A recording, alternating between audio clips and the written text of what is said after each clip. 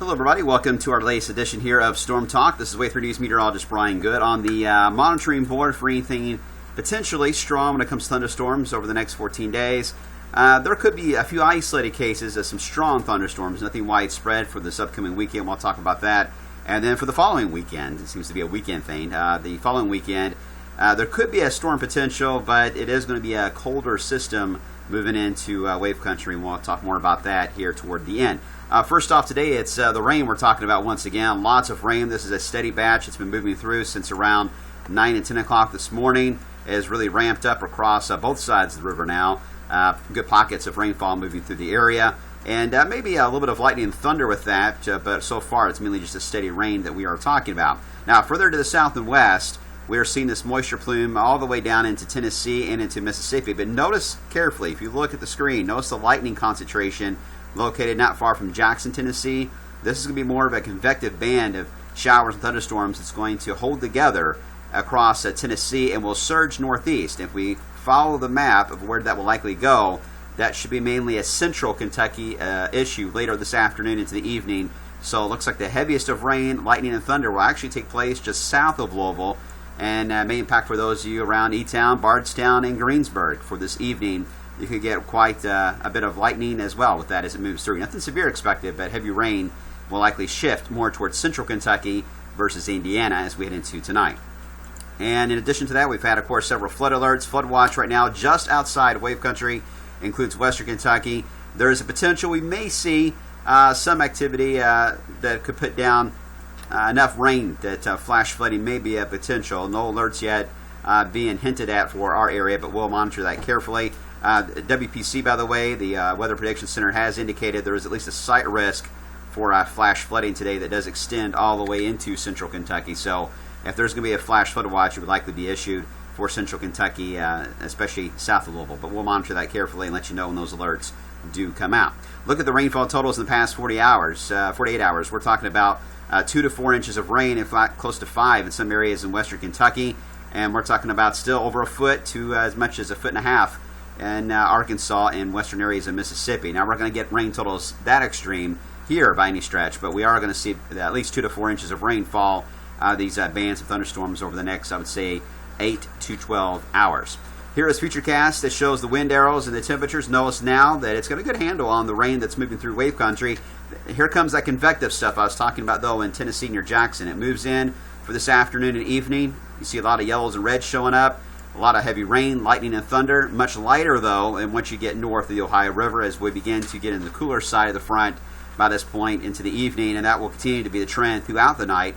In fact, most of the steady rain will begin to ease off to drizzle and very light showers overnight tonight into the morning hours on Friday.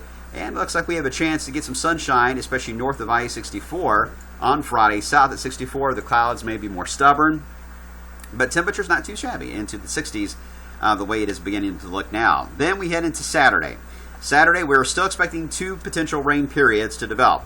The first will be a warm surge, basically a warm front that is going to move in early in the morning hours. This may affect the Road City 10K, by the way. It may be broken up enough that some areas, including Louisville, may not even see a drop out of this surge of rain. So it's not going to be a widespread rain chance, but there is going to be a rain chance early on Saturday. But once that boundary pushes north, look at what happens to the numbers. We surge with a mix of sun and clouds well into the 70s by the time we get into the afternoon hours on Saturday. And some of the models are now taking us closer to 78. Even a couple models I looked at, some of the ensembles are saying 80 is potentially there. After we got burned yesterday, I'm not going to go with 80 for Saturday. But it wouldn't be surprising at all to see us that far from it. Cloud cover will determine that. But once we get that warm, upper 70s, mix of sun and clouds, we've got moisture increasing. At this point, our rain chance, if we're going to see any, for Saturday afternoon, early evening, is going to be pop-up thunderstorms that could develop. And I know a lot of you are wanting to know about the St. Patrick's Day Parade in the Highlands.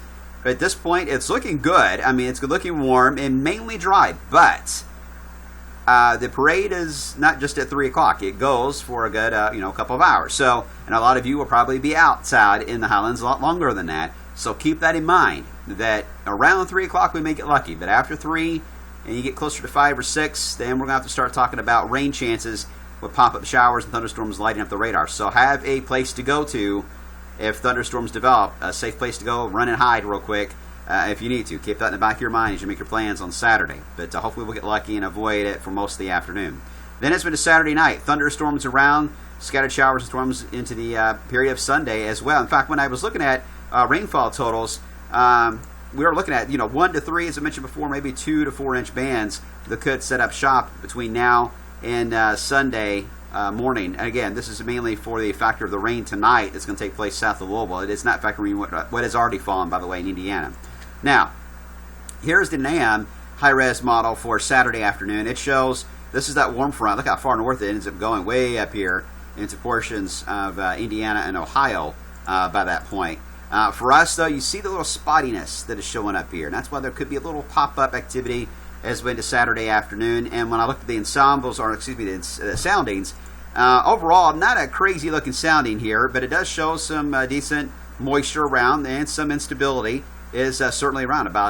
Cape's about 1900 on the NAM high res. Sometimes the NAM can overestimate on that, but LI is all negative, which tells us lightning and thunder is certainly a risk. But here's what's interesting is the hail factors are showing up. Potential for quarter-size hail, potentially, any of those thunderstorms that do pop up Saturday afternoon. So we're not expecting a lot of wind threat here, because when I looked at the shear, it's not off the chain by any stretch, only about 20 knots, but the hail potential may be there on Saturday, and that's why it's giving us a marginal severe limit here on the sounding. So not a big threat. We're not outlook from the Storm Prediction Center or anything like that, but that is something that we will monitor on Saturday. Then on Sunday, especially Sunday afternoon, evening, the models do show Cape trying to build back in, instability back into central Kentucky. And that could also lead to more isolated thunderstorms. And once again, it's the same deal where the hail is showing up as one of the main threats, but nothing as drastic as what it looks like on Saturday, because we're not as warm on Sunday. So the size of the hail may be limited to more pennies, maybe a nickel size setup. But we'll watch that for both of those days. Again, it looks to be a marginal threat, but it all depends on how warm we actually get over the weekend. We've got another wave that'll come in as we head into, I think Tuesday will be dry, by the way, but Wednesday, this low pressure is going to squeeze maybe a little activity as far as some showers and thunderstorms. It does not look like to be severe at all. For next Thursday, it is going to be quite warm, though, back into the mid to upper 70s ahead of this system for Tuesday and Wednesday of next week. That front should move in sometime Thursday. But here's what's interesting is the upper low attached to this system is likely going to stall out over the Great Lakes by the time we get into about next Friday. And if that happens, that means the next system, which is already diving in behind it, it can't go east. It has no choice then but to go south and dig into Texas.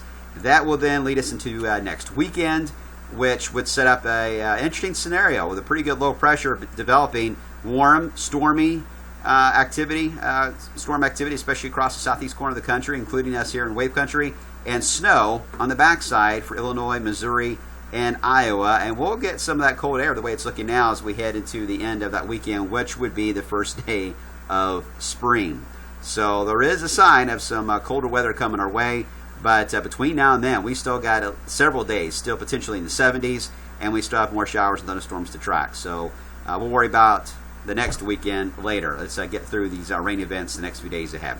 All right, we'll have much more, of course, today on Wave 3 News beginning at 5 o'clock, so make sure to tune in. Don't forget, we do not have a newscast tonight at 7. We're airing the ACC games tonight on Wave 3 News. Also, don't forget that we are having our Weather Town Hall coming up at IUS, a chance for you to come out and say hello to us and ask your questions about the weather. Everybody's invited. It's for a chance for the community to hang out. Again, this will be at IUS coming up on Tuesday. You can arrive as early as 5 o'clock, so hopefully we'll get a chance to see you next week. We'll have more on that, by the way, on the news tonight, and there's more on the Wave 3 News Weather Block.